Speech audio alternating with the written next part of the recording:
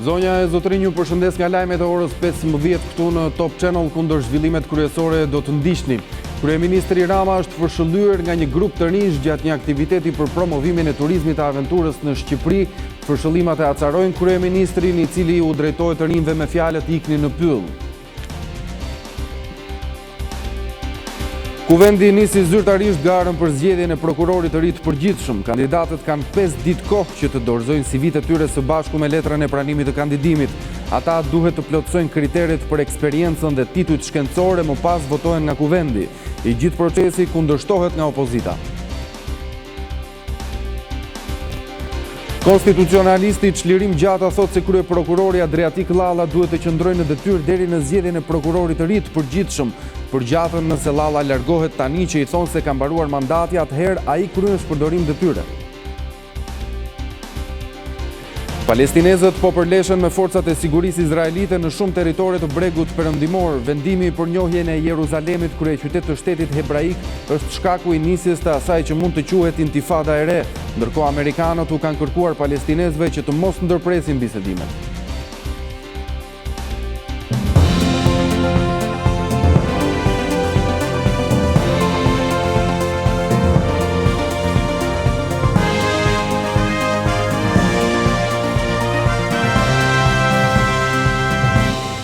Kryeministri Rama është përshëllyer nga një grup të rinj gjatë një aktiviteti për promovimin e turizmit të aventurës në Shqipëri. Përshëllimat e acarojnë kryeministrin, i cili u drejtohet të rinjve me fjalët "ikni në pyll".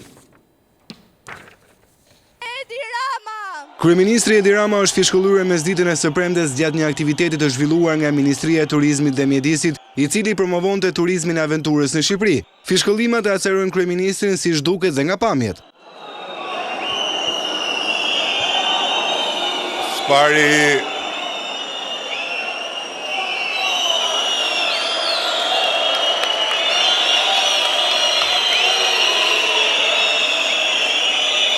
Pari kam një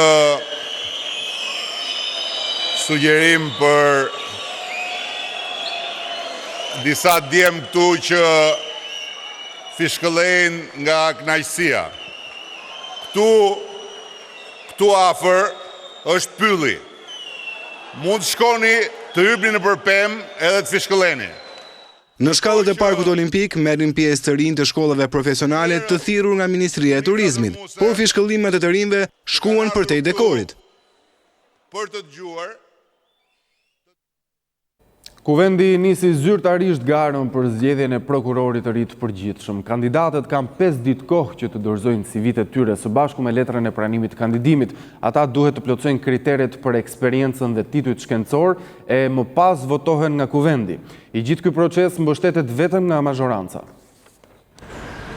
Parlamenti zyrtarizoi nisjen e garës për kryeprokuror vetëm disa orë pasi Adriatik Llallës i mbaroi mandati. Formalisht kuvendi njofton të gjithë prokurorët me eksperiencë të gjatë pune që brenda të martës së ardhshme, 5 ditë nga vendimi i dieshëm në Komisionin e Ligjeve, të dorëzojnë jetëshkrimin e tyre bashkë me deklaratën se pranojnë të kandidojnë për kryeprokuror të përkohshëm. Kriteret për përzgjedhjen e kryeprokurorit të ardhshëm janë disa. Në vendimin e së njëjtës, Komisioni i Ligjeve përcaktoi edhe procedurën se si do të veprohet deri në votimin e kryeprokurorit të ri të përkohshëm. Me mbylljen e aplikimeve nga kandidatët, Komisioni i Ligjeve brenda 2 ditëve shpall një datë ku do të zhvillojë seancë dëgjimore me secilin kandidat të vetofruar. Seanca dëgjimore do të shërbejë që komisioni të jap një vlerësim për secilin kandidat. Detyra e komisionit më pas është t'i dërgojë kuvendit një raport ku kandidatët të jenë të renditur sipas aftësisë, integritetit morale, profesional, aftësive organizuese dhe paraqitjes që do të bëjnë në komision. Hapi i radhës i takon parlamentit, i cili do të votojë kandidatët që janë në raportin e Komisionit të Ligjeve. Votimi për kryeprokurorin e përkohshëm do të bëhet sipas parashikimit kushtetues dhe rekomandimeve të Obdat dhe Euralius që përcaktojnë zgjedhjen e një prokurori të përgjithshëm të përkohshëm me 36 vota. Fitues do të jetë ai që përmbush të gjitha kriteret e sipërpërmendura, të përcaktuara edhe në raportin e Komisionit të Ligjeve. Një ditë më parë opozita e kundërshtoi fort këtë procedurë, të cilën e cilësoi të jashtëligjshme dhe përfaqësuesit e saj në Komisionin e Ligjeve e braktisën mbledhjen. Ndërsa procedura vijonte, kryeministri Rama i bëri një ftesë kreu të Partisë Demokratike për ta zgjidhur bashkërisht edhe këtë çështje.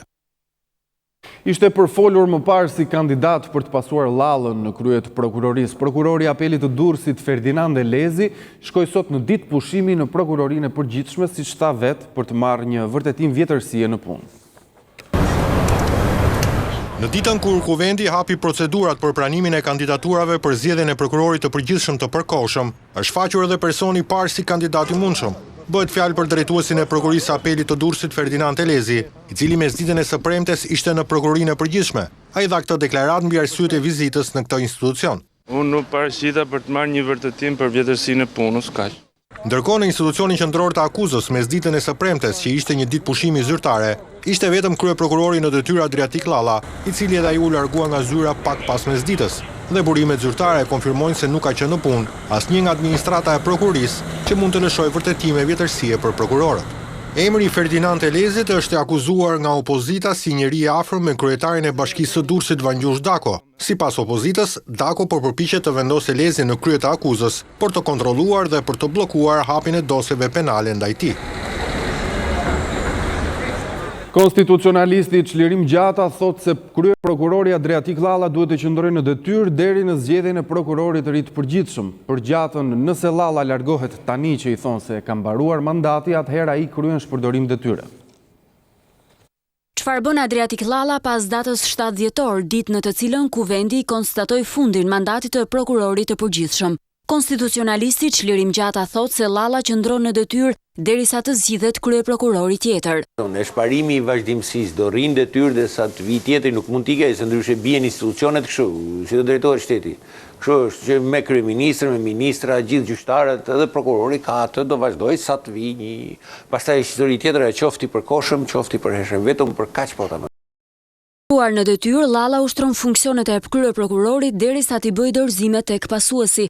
Madje nëse nuk e bën këtë, Gjata thot se Llalla do të ndiqej penalisht për shpërdorim detyre. Po që do rri Adriatik Llalla si person, si prokuror i përgjithshëm derisa të vi tjetri, absolutisht është. Në rast se nuk shkon ashtu. Në rast se nuk shkon, po atëherë do bën të shpërdorim detyre. Ka dhe një vendim të gjykatës kushtetuese i cili konfirmoi vazhdimin e ushtrimit të funksioneve të Këshillit të Lartë të Drejtësisë deri në zgjedhjen e Inspektorit të Lartë të Drejtësisë dhe për juristët ky vendim vlen edhe për rastin e kryeprokurorit. Ky është Top Channel. Në zonat e përmbytura të Gjirokastrës kanë bërritur rreth 200 pako me ushqime dhe batanie për familjet më të prekura. Banorët kanë deklaruar dëme në orendi dhe pajisje elektroshtëpiake, ndërsa uji vijon të jetë prezent në tokat bujqësore. Kreu i rezervave të shtetit për rajonin jugor Jorgo Muka është shprehur se është bërë shkarkimi ndihmave në ushqime, ndërsa në vijim priten edhe ndihmat në shtretër. Edhe organizata Save the Children i është përgjigjur kërkesës së Bashkisë së Gjirokastrës për ndihma. Në një ceremoni falenderimi për punën që forcat e armatosura bën gjatë përmbytjeve, kryeministri premtoi një shpërblim për trupat që ishin në terren për përballimin e situatës dhe një rritje pagash që do të parashikohet në buxhetin e ardhshëm. Kryeministri Edi Rama ka vizituar para ditën e së premtes forcat armatosura, duke i falenderuar për përballimin e situatës së përmbytjeve, veçanërisht në jug të vendit. Dhe sot qeveria do të vendos në radhë parë një shpërblim si shprehje mirënjohje për të gjithë ata që u përfshin në operacionin fantastik me cilin shteti përballoi një emergjencë të rrezikshme. Përveç shpërblimit, kryeministri Edi Rama premtoi dhe rritje të pagave të ushtarakëve, duke nisur nga buxheti i vitit të ardhshëm. Presidenti turk Recep Tayyip Erdogan është në ditën e tij të dytë të vizitës në Greqi dhe sot shkoi në Thrak, zonë e banuar nga muslimanë, të cilët për Athinën janë grek dhe për Ankaran janë turq. Edhe në qytetin e Komotinis pas lutjes në xhamin Kir Mahala, Erdogan u është drejtuar banorëve duke i quajtur bashkëkombas, ndërsa shumë prej tyre kanë brohoritur për të duke i quajtur lideri ynë. Më pas Erdogan ka vizituar një shkollë muslimane dhe në vazhdim ka drekuar me eksponent të minoritetit pjesa e fundit e vizitës së tij në Greqi. Pavarësisht se Erdogan ka ripërsëritur qëndrimin e tij duke i quajtur minoritarët e Trakës si turq dhe jo musliman siç i konsideron Athina, në një non-paper të shpërndar orët e fundit, Athina zyrtare konsideron pozitive vizitën e tij në Greqi për disa arsye. Vërtet që presidenti turk ka kërkuar publikisht rishikim të traktatit të Lozanës, por ka marrë përgjigjen e prerë nga presidenti Pavlopoulos dhe kryeministri Tsipras se ajo marrëveshje është guri i themelit në marrëdhënie dypalshe, sepse garanton paqen jo vetëm mes dy vendeve, por dhe më gjerë në rajon. Përveç marrëveshjeve për bashkëpunim ekonomik, do të rifillojnë negociatat midis dy vendeve për shelfin kontinental në Egje, duke respektuar të drejtën ndërkombëtare. Presidenti turk ka njohur për herë të parë publikisht se minoriteti musliman në Trak është i ndarë në 3 grupime, ai me origjinë turke, pomake dhe rome. Së katërti do të rifillojnë negociatat për një zgjidhje të çështjes shqipriote. Gjithsesi, siç komentohet nga të gjitha mediat vendese, konferenca për shtyp midis Erdoganit dhe Ciprës nuk ishte parë kurrë në Greqi, pasi në më të shumtën e saj doli përtej kufive të diplomacisë, por gjithashtu për herë të parë, dy fqinjët i thanë hapur dhe sinqerisht ato për të cilat nuk bien dakord. Për Top Channel, Selanik, Aleksandr Marku. Por as presidenti grek Pavlopoulos nuk e ka harruar minoritetin grek në Shqipëri pikërisht gjatë takimit me homologun turk. Presidenti grek Pavlopoulos përmendi sërish çështjen e të drejtave të njeriut dhe pronave të minoritetit. Ndjekim Aleksandr Marku. Presidenti grek Prokopis Pavlopoulos ka çuar përsëri një mesazh edhe ndaj Tiranës gjatë deklaratave të mirëseardhjes së homologut të tij turk Recep Tayyip Erdogan. Duke theksuar se Atina mbështetet çurinë europiane të Turqisë, pasi beson se është në dobi të popullit fqinj turk, duke u bërë porta dhe dritarja e hyrjes së saj në BE, Pavlopoulos ka theksuar se që të arrihet kjo, duhet që edhe Turqia ashtu si dhe Shqipëria apo ish Republika Jugoslave Maqedonisë të zbatojnë plotësisht dhe me sinqeritet të drejtën ndërkombëtare dhe legjislacionin europian. Pasi e di interesin tuaj, zoti president, edhe për të ardhmen evropiane të vendeve të tjera të Ballkanit, e njëjta gjë që thash për të ardhmen e Turqisë është gjithashtu e vërtetë edhe për vendet e tjera. Greqia favorizon perspektivën evropiane të ish Republikës Jugoslave të Maqedonisë dhe Shqipërisë, por ka gjithashtu parakushte për respektimin e së drejtës ndërkombëtare dhe të legjislacionit evropian. Emra që fyen jo vetëm historinë, por rrisin irredentizmin dhe vënë pikpyetje kufit nuk janë të pranueshëm në aspektin e së drejtës evropiane. Po kështu vendet që duan të jenë antarë të BE duhet të respektojnë të drejtat e njeriut, të tilla si e drejta për pronën dhe të drejtat e pakicave. Këto janë parakushte të padiskutueshme për shtetet anëtare të BE-s, por edhe për ato kandidate për familjen europiane, ka thënë Pavlopoulos. Për Top Channel, Selanik, Aleksandr Marku. Palestinezët po përleshen me forcat e sigurisë izraelite në shumë territore të bregut perëndimor. Vendimi për njohjen e Jeruzalemit kryeqytet të shtetit hebraik është shkaku i nisjes të asaj që mund të quhet intifada e re. Ndërkohë amerikanët i kanë kërkuar palestinezëve që të mos ndërpresin bisedimet. Trazirat nisën në territoret palestineze. Forcat izraelite në bregun e pushtuar perëndimor u përleshën me palestinezët që protestojnë kundër shpalljes së Jeruzalemit nga Shtetet e Bashkuara si kryeqyteti i Izraelit. Skenari është ai i përhershëm. Demonstruesit palestinezë qellojnë me gur, trupat e Shtetit Hebre përgjigjen me gaz lotësjellës. Ka edhe raporte të pakonfirmuara për të plagosur. Protesta po zhvillohen edhe në rripin e Gazës. Forcat izraelite të sigurisë ishin vënë në gjendje alarme pasi liderët palestinezë bën thirrje për një të ashtu quajtur ditë zemrimi pas lutjeve të së premtes, gjatë të cilës të shpreh indinjata ndaj vendimit polemizues të Donald Trump. Lideri politik i Hamasit, Ismail Haniyeh, lëshoi madje edhe apele për një intifadë të re kundër Izraelit. Prania policore është forcuar ndjeshëm në Jeruzalem, ndërsa Ministria Izraelite e Mbrojtjes dërgoi trupa shtesë në pjesë të ndryshme të bregut perëndimor. Më herët Shtetet e Bashkuara i paralajmëruan palestinezët të mos i anullojnë bisedimet e parashikuara më gjatë muajit me zëvendës presidentit amerikan Mike Pence dhe kreut të autoritetit palestinez Mahmoud Abbas. Në këtë pikë nuk bëhet më fjalë për t'i dhënë një shtysë bisedimeve të paqes, por se si mund të pengohet shpërthimi i një dhune të re. Kryengritjen e dytë palestineze kundër Izraelit, të njohur dhe si Intifada Al-Aqsa, e nxiti pikërisht vizita e ish-kryeministrit izraelit Ariel Sharon në malin e tempullit, që u pa nga palestinezët si gest tejet provokues. Përplasja e nisur shtatorin e vitit 2000 do të mbyllej me vdekjen e 3.000 palestinezëve, 1.000 izraelitëve dhe 64 shtetasve të huaj.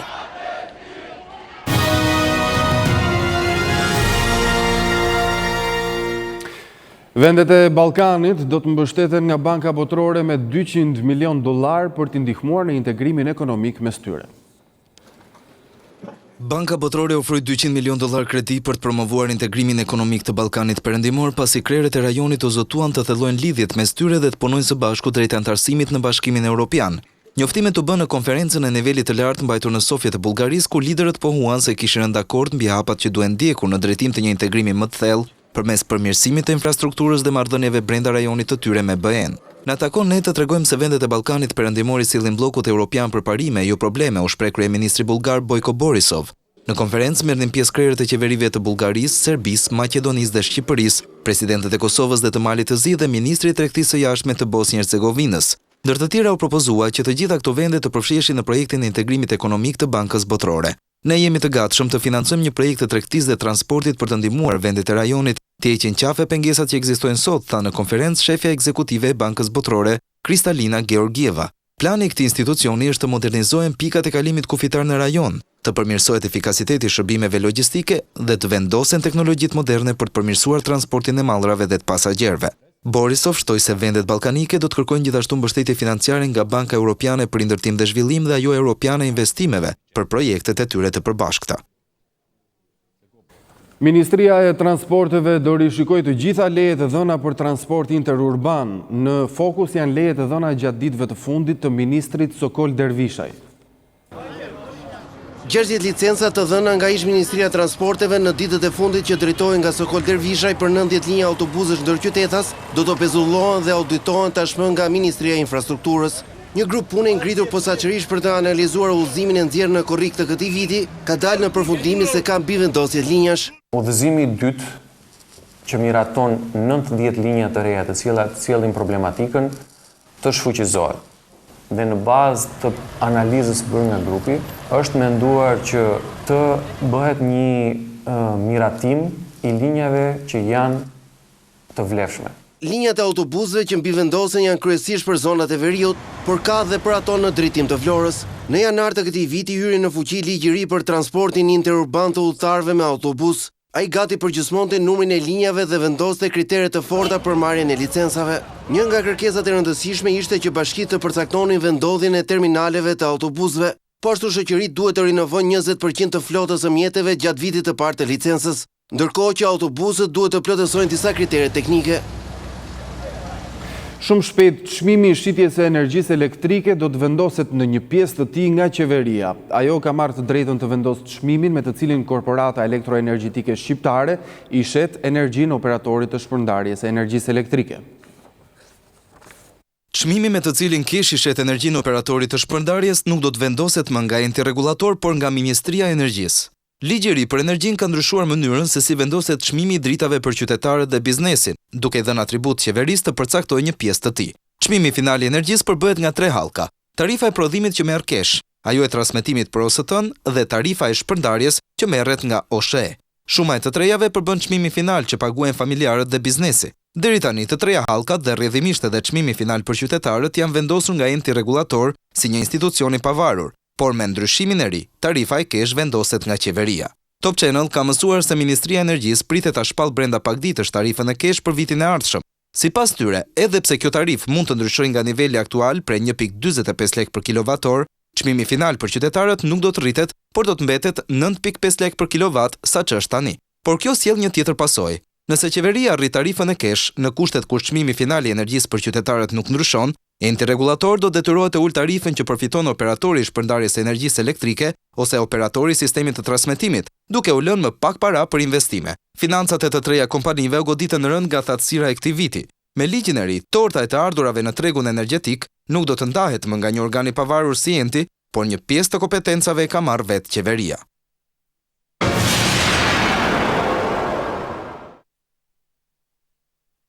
Britania e Madhe lëshon penda i Bashkimit Evropian. Kreu i Komisionit Evropian Juncker tha se në negociatat e Brexit është arritur përparim. Kjo do të thotë se kryeministria May, e cila bisedoi gjatë gjithë natës në Bruksel, i ka pranuar kushtet e largimit të vendosura nga Bashkimi Evropian. Pas një jave negociatash të tensionuara në bisedimet e Brexitit, është arritur sipas kreut të Komisionit Evropian Jean-Claude Juncker një progres i mjaftueshëm, çka i hap rrugën bisedimeve mbi të ardhmen e marrëdhënies Mbretërie e Bashkuar BE. Theresa May mbriti në Bruksel të premten pas debateve të zgjatura gjatë natës mbi çështjen bllokuese të kufirit irlandez. Sipas shefes së ekzekutivit britanik nuk do të ketë një kufi fizik dhe marrëveshja së premtes së mirë do të mbetet në fuqi. Çështja e kufirit mes Irlandës së Veriut dhe Republikës së Irlandës që do të qëndrojë në Bashkimin Evropian ishte kthyer në ngërçin më të madh të momentit në mesin e frikës se pikat e kontrollit do të dëmtonin ekonomitë e dy vendeve dhe do të minonin paqen me Veriun, të arritur me shumë vështirësi. Nga kryeqyteti i Europës, Juncker, që foli me May në krah të tij, u shpreh se ujdia duhej arritur sot, pasi afati i 14 dhjetorit po afron. Ka përparim mjaftueshëm në 3 pika të ndarjes, ishte komenti i tij, çka i referohej kushteve të vendosura nga bloku evropian mbi një sër çështjes që përfshinin dhe kufirin irlandez. Negociatat tani mund të hyjnë në fazën tjetër. May nga ana e saj pohoi se nuk ka qenë lehtë për asnjërin palë. Kur bisedimet e Brexitit nisën më pak se 6 muaj më parë, BE-ja ishte e qartë në qëndrimin e saj. Nuk do të pranojë asnjë diskutim rreth një marrëdhënie të ardhshme me Britaninë, derisa të ishte bërë përparim mjaftueshëm në 3 çështje, që Londra të paguajë një faturë të bollshme divorci, që të drejtat e shtetasve europianë në Mbretërinë e Bashkuar të jenë të garantuara dhe që të mos ketë rivendosje të një kufiri fizik mes Irlandës së Veriut, e cila do të largohet nga bloku me pjesën tjetër të Britanisë së Madhe, dhe Republikën e Irlandës, e cila do të mbetet në BE. Qeveria kineze lejoi përdorimin e qymyrit për ngrohje, autoritetet atje e ndaluan ndjegjen e qymyrit në qytetet e mëdha si një përpjekje për të ulur ndotjen e lartë në ajër. Rreziku i një krize të ngrohjes ka detyruar qeverinë kineze ta rishikojë ndalimin e përdorimit të qymyrgurit të paktën përkohësisht. Disa prej qyteteve veriore ju dha drita jeshile të djegin qymyr edhe pse Pekini nuk e lejonte përdorimin e tij për ngrohje në dimër, me shpresën se plani ambicioz do të ndihmojë në reduktimin e ndotjes së madhe në vend.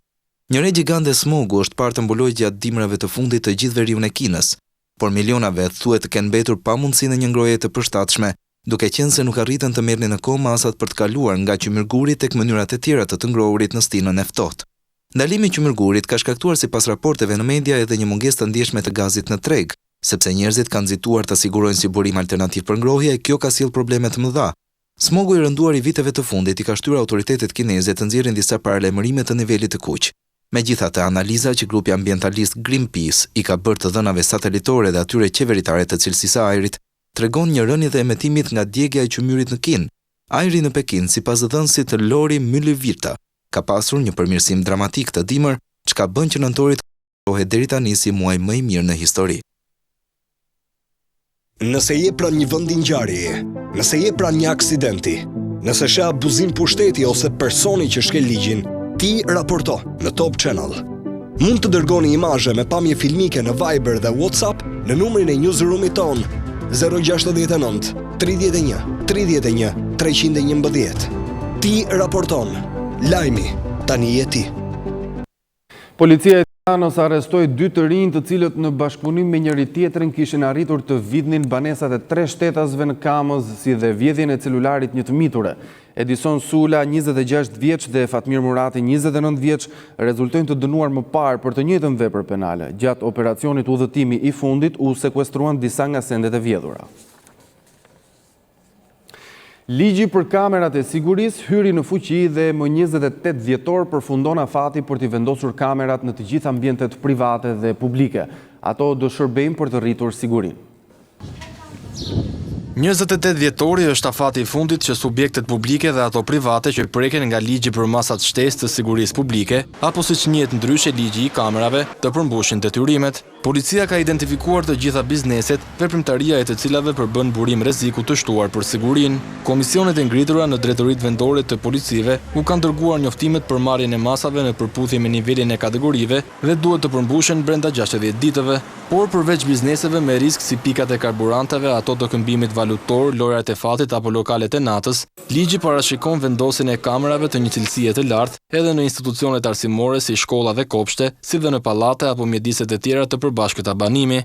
Bizneset që do të përmbushin detyrimet do të pajisen me vërtetimin e sigurisë, ndërsa në rast të kundërt ligji parashikon gjoba që variojnë nga 5 deri në 100.000 lekë. Kamera detyrohet të vendosen edhe në mjetet e transportit publik, si dhe në sheshe të hapura, parqe, kënde lojrash apo vend parkime. Një udhëzim i komisionerit për mbrojtjen e të dhënave personale detyron subjektet që të ruajnë privatësinë e klientëve dhe qytetarëve. Ky ligj i miratuar vitin e kaluar shkaktoi debate. Ish presidenti Nishani e riktheu për rishurtim në parlament, ndërsa gjykata kushtetuese rrëzoi kërkesën e shoqatës së tregtarëve që e cilësonte në kundërshtim me të drejtat e njerëzit.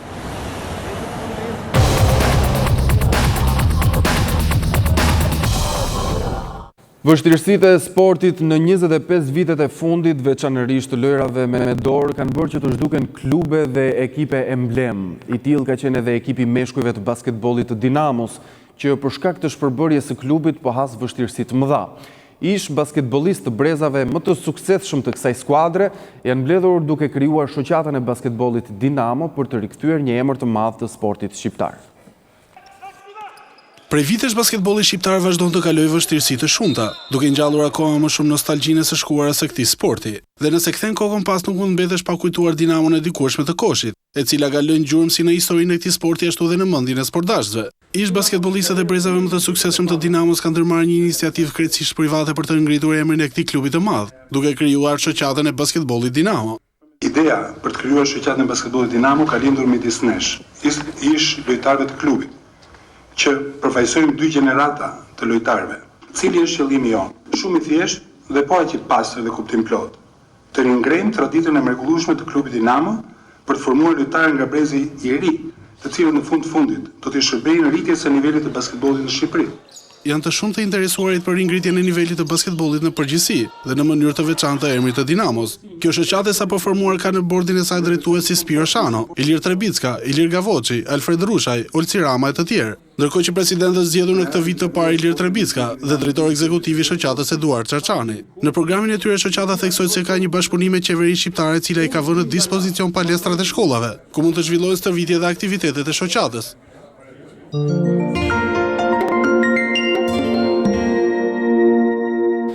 Gazetarja spanjolle Rosa Montero e ka njohur Shqipërinë vetëm nga letërsia e Ismail Kadares. Intervistuesja e shumë njerëzve që kanë lënë gjurmë në historinë e botës ndodhet në Tiranë për të treguar eksperiencat e saj as studentëve.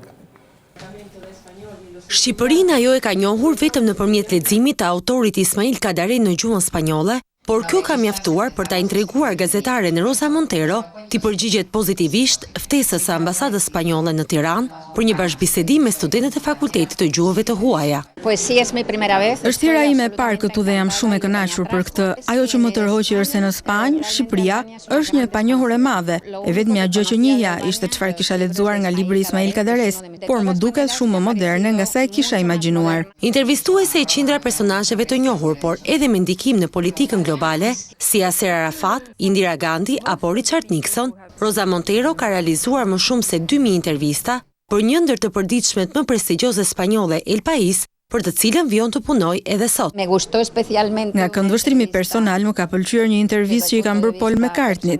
Kur kam qenë e vogël isha e dashuruar me të dhe kur e intervistova, nuk ishte më i ri. I gjori ishte një burr i plakur, me shumë rrudha, por ama brenda ishte një njeri i gjallë që më mrekulloi. Montero ka rregullat e saj të realizimit të një interviste të mirë.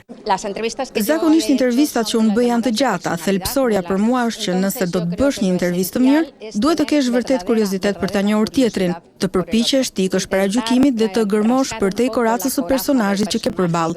Ajo që është më e rëndësishmja, mos bëj asnjëherë pyetje përgjigjen e të cilave nuk ke kuriozitet ta dëgjosh. Prej sot në Teatrin Kombëtar nis shfaqja e një prej kryeveprave të Aleksandër Dumas. Dama me kameje do të vihet në skenë me regji të Luli Hoxhës. Dama me kamelje, kryevepra universale Aleksandër Dumas vjen premier absolute që prej 8 dhjetorit në skenën e Teatrit Kombëtar, për rastësi në një ditë në të cilën festohet demokracia për ne. Jemi njerëz zakonisht mirënjohës fatit që premiera jon përkon me këtë datë, sepse këtu kemi të bëjmë me një pjesë ku një dashuri midis një kurtizane të shekullit të 19, siç është Margarit Gautier, dhe borgjezit të ri Armand Duval, është pikërisht përpjekja e këtyre 2 të rinjve për të gjetur dhe për të jetuar të lirë ndjenjën e tyre. Me regji të Luli Hoxhës dhe po ashtu në interpretimin e saj të kurtizanes Margarit Gautier, vepra është konceptuar në njohjen e madhe të Parisit mondan të asaj kohe, mes hipokrizisë dhe luksit. Shpeshherë jemi mësuar ta shikojmë në opera, vjen për herë të parë, duhet theksuar kjo, vjen për herë të parë në Teatrin Kombëtar. Në interpretimin e Laert Vasilit, Luli Hoxhës, Viktor Zhustit, Raimonda Bulkut, Karafil Shenës e të tjerë, kasti sjell në pah dramën e një gruaje të braktisur nga të gjithë. Dramën e një femre të cilës qytetërimi e saj periudhe e ka detyruar të bëjë një jetë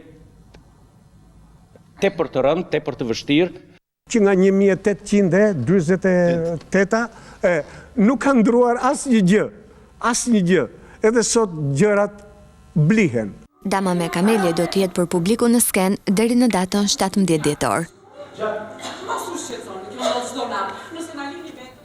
Lajmet e orës 15 përfundojnë këtu, ndërkohë unë ju kujtoj se të gjitha zhvillimet e fundit nga vendi, rajoni dhe bota dhe detaje nga programet tona i gjeni në topvizchannel.tv, por mund të na ndiqni gjithashtu edhe në rrjetet sociale. Bashkë mirupafshim.